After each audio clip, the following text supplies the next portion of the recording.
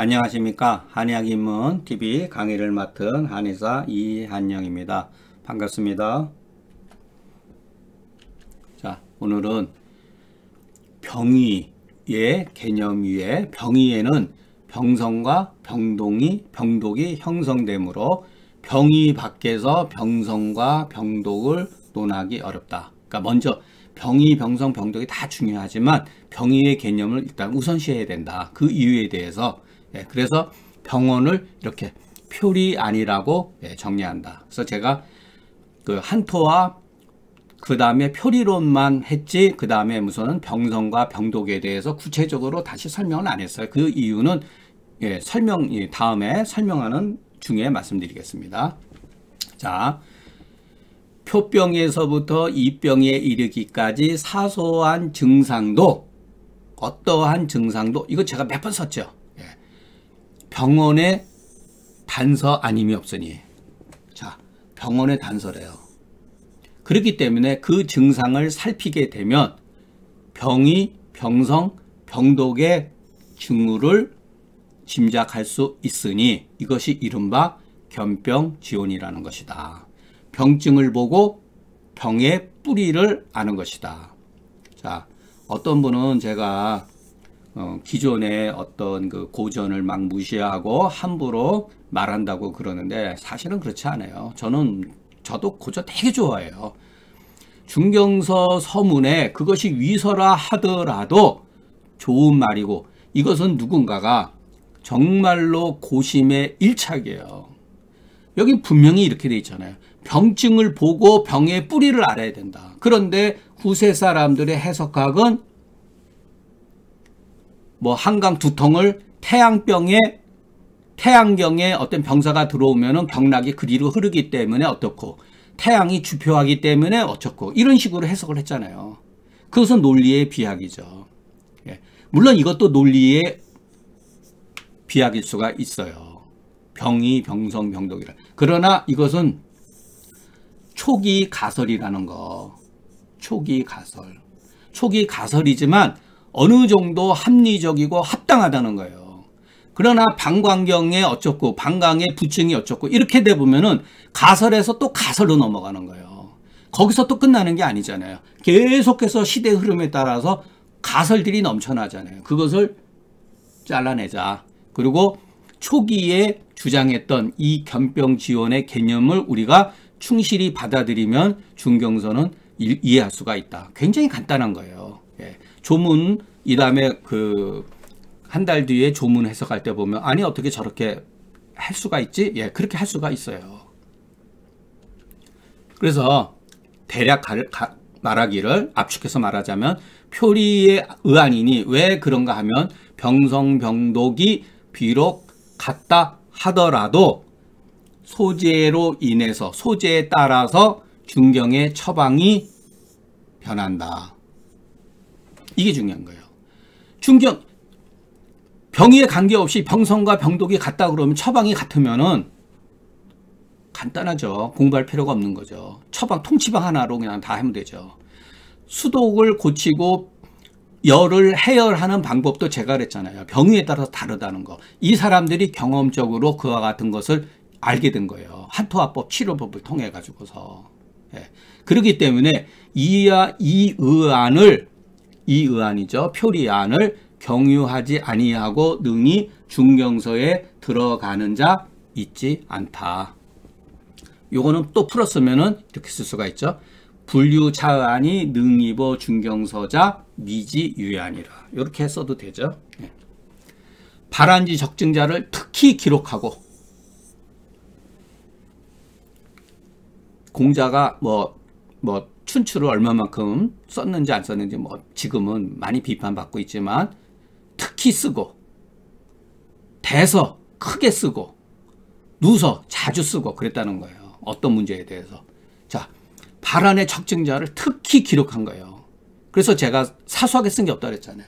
그거를 통해 가지고서 표의의 병의를 우리가 알 수 있으며 사의 적증자를 특히 기록했어요. 그것을 통해서 우리는 이위에 알 수 있으며 한토화의 양력이 어느 부위는 한토화를 썼는데 미달된다는 증상이 있다는 것을 알게 된 거예요. 이것을 특히 기록한 거예요.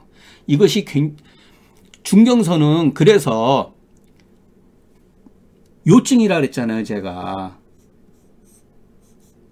그 복증론에서 그 증후론 3편에 뭐 복증 제가 처음 시작할 때 중경이 극병, 무서운 병을 특히 기록하지 않고 어떤 사소한 증상들을 기록을 했는데 중경이 불취피 취차 저것을 취하지 않고 이것을 취한 것은 다른 이유가 아니라 그것이 요증이기 때문이다. 요증이 무엇이냐? 경계를 나타내는 거다. 경계는 뭐냐? 한토와의 적증이냐 부적증이냐를 구별하는 것이 바로 요증이라는 거예요. 바로 이거예요. 예. 그러니까 어떤 거를 나름대로 깊이 터득했다 이해를 하면은 그를 계속 변형해서 쓸 수가 있어요. 변증으로 쓸 수가 있어요. 비로소 우리가 표리간의 병의를 알 수가 있다. 그래서 자, 그 예를 들어 오한이라고 표기가 되어 있다. 이것은 사하면 안 된다. 오한이라고 하는 증상이 있을 때는 이 의미가 내포되어 있는 거예요. 이것은 발환해야 되는 증상이다. 왜냐? 다른 이유가 아니라 대체로 오한은 물론 사역탕에도 오한이 있어요. 예. 여기서 그냥 발열 오한이라고 했던 거니까 오한은 풍한이 우리 인체에 침범만 처음에 나타나는 증상이다. 이것이 그러기 때문에 이 말을 그대로 쓰면 우리가 기존의 용어를 쓰면 이것이 바로 태양병의 징후이며 풍한이 피부에서 교정하여서 나타나는 상이니 오한이라는 의미에는 이거는 그 표의의 증상이 아니면 무엇이며 표의의 증상이에요. 별따로 병의의 개념을 기술하지 않았다 하더라도 이 증상을 통해서 알 수가 있다는 거죠. 이것이 병의의 단서가 아니면 무엇인가. 자, 서머라고 하는 것은 서머를 증상이 나타나면 발환하면 안 된다 소리예요. 이것은 가히 하할 수 있는 증후니 왜 그런가. 다르니까 대개 서머는 대한출 이후 진액이 소모지상으로 나타나는 증상이다 이거예요. 이 이면에는 병리 기전이 내포되어 있는 거예요. 이것이 바로 양명의 병의 증후이며 조열, 조식의 조짐이니 이것이 바로 이유의 증상이 아니면 무엇이며 병성의 단서가 아니면 무엇이냐. 그러니까 서머에는 병의의 개념도 내포되어 있고 병성의 개념도 내포되어 있죠. 진액이 소모된 거니까. 예. 희구는 오심 같은 경우는 그걸 한토하면 안 되는 증상이다. 왜냐하면 이건 대개 희구는 담음의 상인이 소음병의 증후이며 심화비라고 하는 이렇게 구체적인 단서가 있잖아요. 이게 증후이니 이것이 반표발리 위의 증이 아니면 무엇이며 병독의 단서가 아닙니까? 그 오심이다. 이와 같은 증상이 있을 때는 수분 변조면서 담음으로 진행될 수 있다고 하는 것을 오심과 구토에 내포되어 있다는 거예요. 병독의 개념이 병의의 개념도 있고. 네. 이런 관점에서 조문을 보면요. 지나친 말일 수 있지만 이해가 돼요. 그리고 여기에 하나 처음 붙일 거는 병세의 관점. 중경서는 병세의 관점에서 이해를 해야 된다. 이게 자연적인 거예요. 이 병세에 보면은 이 사람이 왜 처방을 이렇게 쓸 수밖에 없다고 하는 그 근거가 나와 있어요. 전부 다. 조문이 미비한 경우는 후세 사람이 거기다가 보완을 시켜놨어요. 그것을 보고서 우리가 이해를 하면은 조문 공부가 아주 쉬워요. 제가 뒤에 조문 196개의 조문 대표적인 것만 했는데 그 마음 먹고 하면은 솔직히 해서 한 2주면 끝나지만은 뭐 여기서는 그렇게 깊이 서둘 필요가 없어서 한 2달 내에 마치려고 그래요. 그러니까 올 9월 늦어도 10월 그러니까 9월 달까지는 제 강의는 다 마친다고 보시면 돼요. 자, 병성, 병독이 만약 같다면 방약도 그 또한 같다고 한다면 가정법이죠. 병성, 병독이 만약에 같으면 방약도 그 처방도 또한 같다면 기분, 수분, 혈분의 3방으로 세 가지 처방으로 병독을 제거해서 능히 만병을 통제할 수 있는데 그렇게 될 거 아니에요. 병독은 세 가지에 불과하다 그러니까. 어찌 반드시 한토와 화해법을 구분할 필요가 있으며 화해법이 얼마나 많아요. 청화, 이수, 사심, 뭐 흉욕권만의 소시오탕류, 사역탕류에서도 몇 가지로 나누어지죠. 예. 그렇게 나눌 필요가 뭐가 있어요. 어찌 반드시 표리, 반표반리의 병의를 구별할 필요가 있겠느냐. 병성과 병동만 보면 되죠. 발열이네, 해열제 쓰면 돼. 어혈지제는 구어혈제 쓰면 돼. 이런 식으로 하면 되죠. 그렇지 않다는 거예요. 병의의 소재에 따라서 치법이 달라진다. 처방이 달라진다. 동동이 철두철미 오직 병증만을 근거하고 기릭동동은 유치방에서 표리라고 하는 말을 쓰질 않았어요. 다 이것을 이렇게 꺽쇠를 쳐가지고 이것은 의심이 된다. 삭제해야 된다. 이와 같이 된 거죠. 그렇지만 뭐라 그랬냐면 만병일독, 일독만방이라고 그랬어요. 모든 병은 일독의 현상이지만 그 일독을 치료하는 데는 많은 처방이 필요하다. 멋진 말이죠. 저도 처음에 이게 말에 현혹됐지만 나중에 계속 생각해 보니까 중경서를 터득해서 나온 발상이에요. 정령 일독이면 다만 한 가지 처방만 필요하거나 동동은 어찌해서 많은 처방을 필요로 했는가. 여기서 우리가 의심을 해야죠. 그것은 똑같은 병사라 하더라도 열병이라 하더라도 병의에 따라서 즉 소재에 따라서 진행 과정 중에 나타나는 병성과 병독이 달라지기 때문에 처방이 달라진다. 거기는 약의 효력이 어디 부위에는 미치고 어디에는 미치지 못한다는 사실을 경험적으로 알고 있었다는 얘기죠. 다른 게 아니다. 풍한사기가 제가 말한 일독이나 인체의 침범에서 전변하는 과정 중에 기혈수 변조의 차가 나타난다. 이것도 사람에 따라서도 달라요. 그러니까 체질에 따라서 기혈수 변조의 상황이 다르다는 거예요. 마른 사람, 뚱뚱한 사람, 성급한 사람, 느린 사람 이런 식으로 다 다르다는 거예요. 그래서 증후의 성질이 변하게 된다. 일독이. 병이 표위에 있으면 표위의 증후가 나타나고 이위에 있으면 이위의 증후가 나타나고 표리간에 나타나면 표리간의 증후가 나타난다.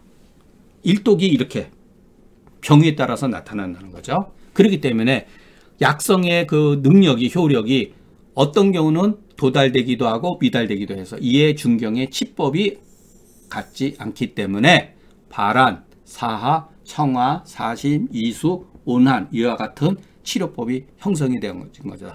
일독을 고치는데 이와 같은 다양한 치료법이 형성이 되었다는 거죠.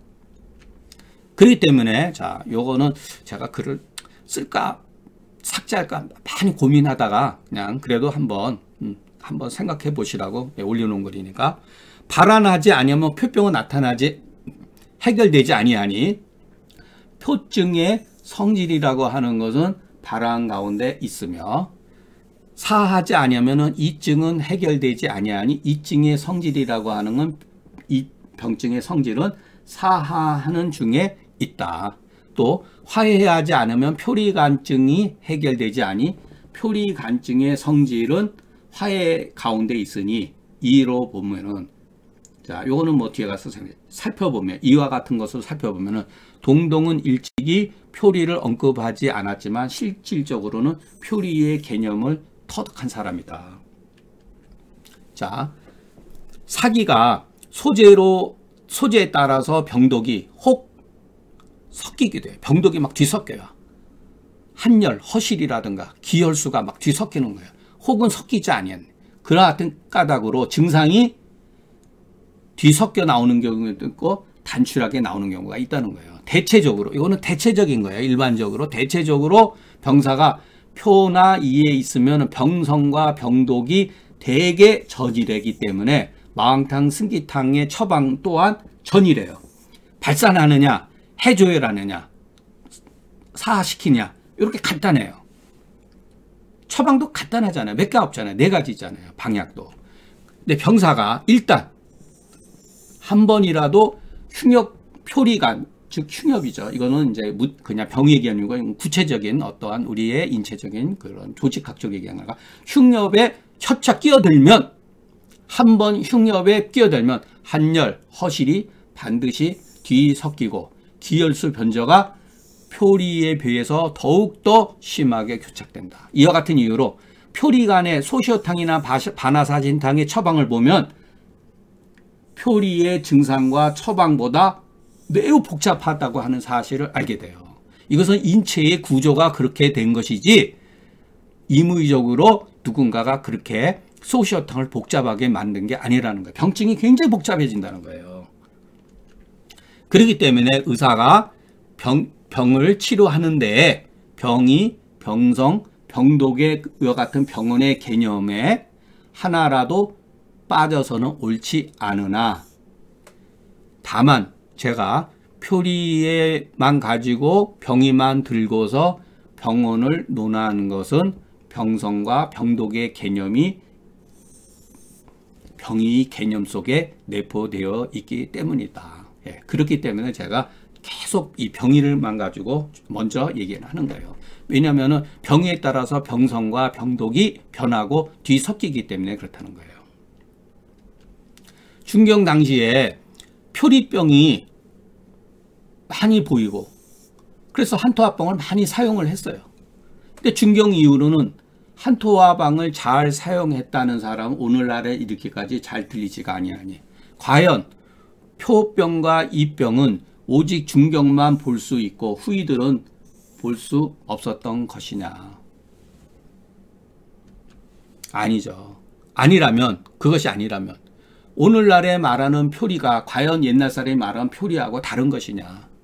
그것도 아니라면 표리라고 하는 말은 병근으로서 말한 것인데 말하고 병증으로 말한 것이 아니거늘 혹 이것을 살피지 못한 것이냐? 아니다. 아니다. 마왕탕, 승기탕이 무수한 명분에 묶여 있어서 일체의 병증에 옛날 사람이 일단 한토화법을 쓴 이 고법이 시행되지 않았기 때문이다. 무수한 제약이 따른다는 거예요. 그래서 제가 그 한토화론 그 1편 마지막에 중경에 있어서는 1도론이 중경위에서는 후이들은 2도, 그러니까 2분, 4분 8렬로 됐다는 게 바로 이거 같아요. 명분에 의해 가지고 자꾸만 약 처방 쓰는 게 제한을 받기 시작했다는 거예요. 어떻게 옛날 사람과 지금 사람 다를 수가 있고 표리의 개념이 다를 수가 있겠어요. 그러니까 표리 의안은 본래 주의 문자다. 네. 주의 문자나 잘못해서 정문에 들어가서 그것이 정문처럼 고착되어져 있다. 우리가 중경서를 보면서 조문을 보면서 설명해 드릴게요. 마침내 이 의안으로 중경서 조문 가운데 빠져 있는 것을 보충을 하고 병원의 개념을 갖춘 거예요. 이 두 가지 구실을 하고 있다는 거예요. 이것은 부득이한 일이다. 후세 사람들이 중경서를 봤을 때 이해가 안 되니까 증상과 처방만 있으니까 그래서 견병지원 병을 보고 병의 근원을 알아야 된다라고 하는 말을 쓴 거예요. 그러니까 그 고심 굉장히 뛰어난 거죠. 얼마나 고민을 많이 했다고 하는 것을 견병지원이라는 말을 통해서 이해할 수가 있는 거예요. 그러니까 우리가 중경서를 이해하는 방식은 견병지원이 제가 알기로는 지금까지 나타난 방법 중에서 제일 좋은 방법이라 제일 좋은 방법이다. 이것은 부득이한 일이다. 이것을 통하지 않고서는 우리가 중경서 고법을 이해하기가 어렵다. 자, 이것은 서지학적으로 말씀드리는 건데, 송대의 사부낭중 이목이, 이거는 이제 관직 이름이죠. 사부낭중이 그때 손기, 여러 학자들과 같이 교정할 당시에 그 표리의 개념, 병원의 개념이 정말로 맞지 않다면 그때 당시에 마땅히 교정할 때 빼버렸어야 돼요. 이에 빼버리지 않는 이유는 버려서 조문만 보기로 미완하기보다는 그러니까 빼버림으로 인해서 미완성의 책으로 남기보다는 그것을 그대로 남겨두어서 그런 대로 완성시키는 것만 갖지 못하다. 이유가 있었던 거죠. 그거 잘못됐다 그러면 당연히 교정할 때 교정이라는 게 뭐예요? 이건 아니다. 빼버리죠. 근데 빼질 않았거든요. 표리안이 자 형성되기 전에는 병의를 살피지 않고 허시를 묻지 아니해서 한토화를 병행하는 것은 옳지만, 그러나 이미 표리의안이 형성돼. 왜냐하면 이와 같은 문제점을 알고 있었기 때문에 의안에는 병원을 살피지 않고 한토화법을 남용하는 것 또한 옳지 않다. 예, 이거는 이렇게 해서는 안 되는 거죠. 그러나 후이들이 여러 가지 어떠한 방법에 뭐 가운백의 뭐 책이든 뭐 여러 사람 일본 고방가 여러 가지 방법이 굉장히 많아요. 그 방법에 미혹되기보다는 고이들이 원래 남겨놓은 한 가지 방법을 따라가는 것만 못하다. 그래서 병의, 병성, 병독의 병원론을 이 한 가지 길을 따라가는 건 못하다. 그러니까 견병지연을 우리가 따라가야 된다는 거죠. 자, 오늘 강의를 마치겠습니다. 지금까지 그 표리론에 대해서 설명해 드렸는데, 다음 시간에는 이 연장선인 중경서가 단순히 임상의 효시를 떠나 내외 이론의 관점에서 인식해야 되는 이유, 그래서 가문론, 제가 이 가문론 1편을 그 30대 중반에 쓰고 싶었었는데 그 막상 40대 중반에 이제 이 아이디어를 가지고 있었거든요.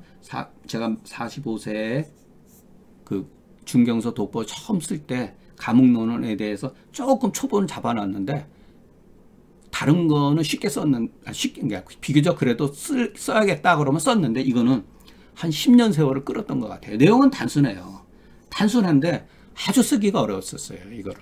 다음 글은. 그래서 제가 어떻게 보면은 참 이렇게 애지중지하고 뭐 다른 글도 마찬가지지만 특히 이 글을 우리가 이해하기 위해서 지금까지 그 기론, 기혈수론, 한토화론, 표리론, 이 가문론을 통해 가지고 나중에 보감론 하면은 이 글은 거의 끝났다고 보시면 됩니다. 지금까지 경청해 주셔서 감사합니다.